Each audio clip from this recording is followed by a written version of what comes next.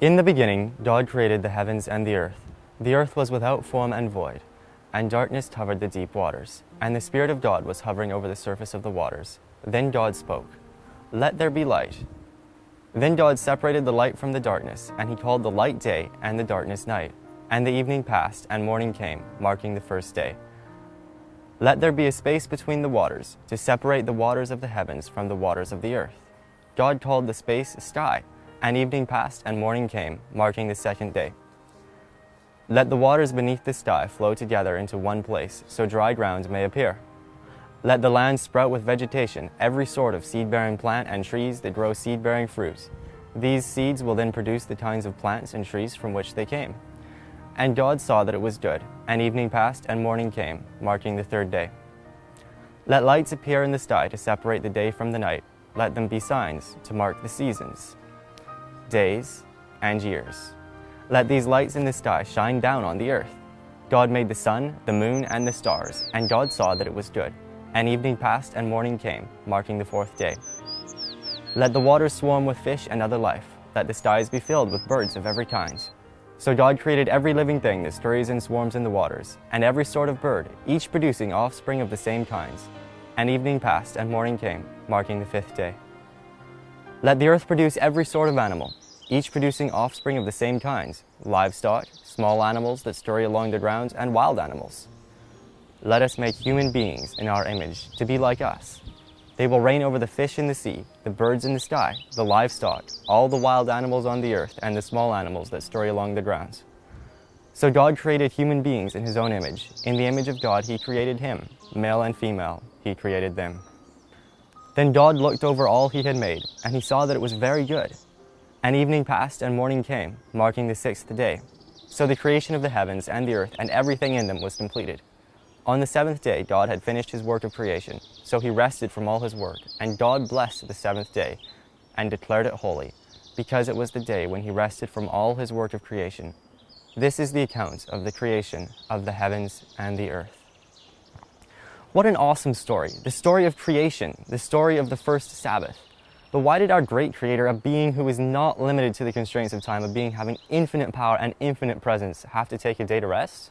Well, he didn't. God ordained the Sabbath to be a day for us to enter into communion with him, a day for all of his creation to rest and recover, a day for us to build a closer personal connection with the being who spoke everything into existence. As our Creator, God is more than worthy of our undivided attention on the Sabbath. Yet the Sabbath is not meant to be something we must do just to pay homage to the Creator. Instead, God promises a special blessing on an individual basis to those who keep the Sabbath. God did not create man for the Sabbath. Instead, he ordained the Sabbath to be a blessing to man. Since God created the Sabbath for man and promised a blessing to those who keep it, what exactly can we expect to get out of it?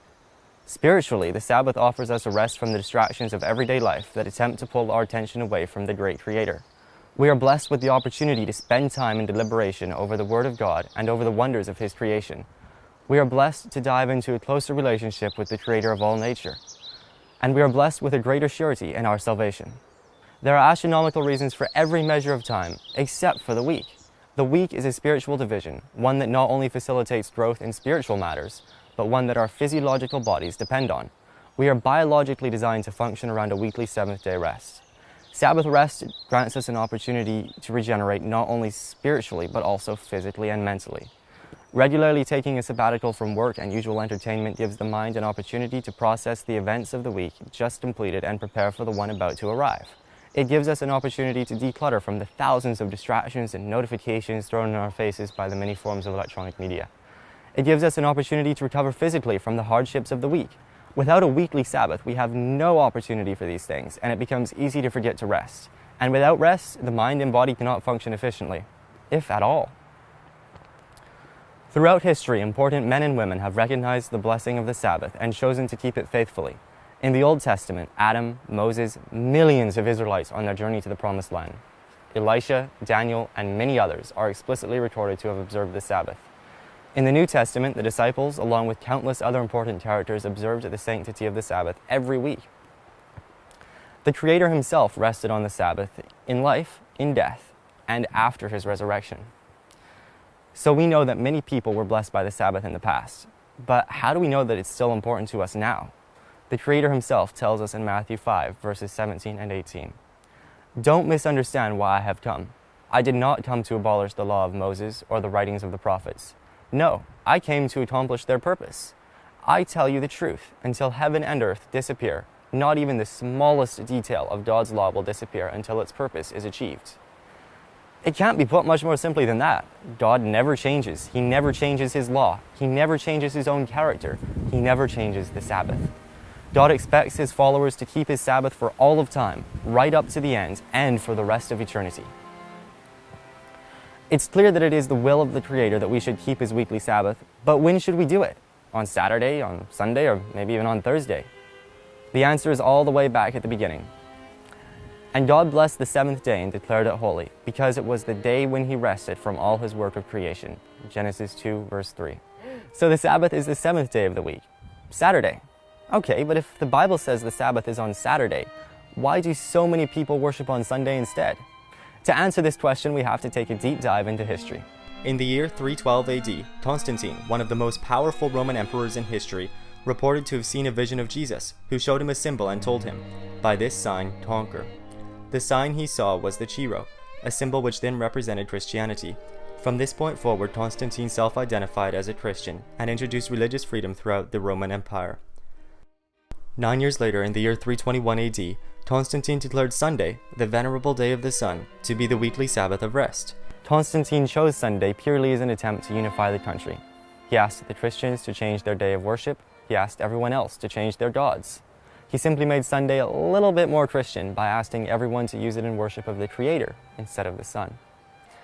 Sunday is a day of worship established by man. However, our Creator asks us to worship him on the day that he chose, the seventh day Sabbath.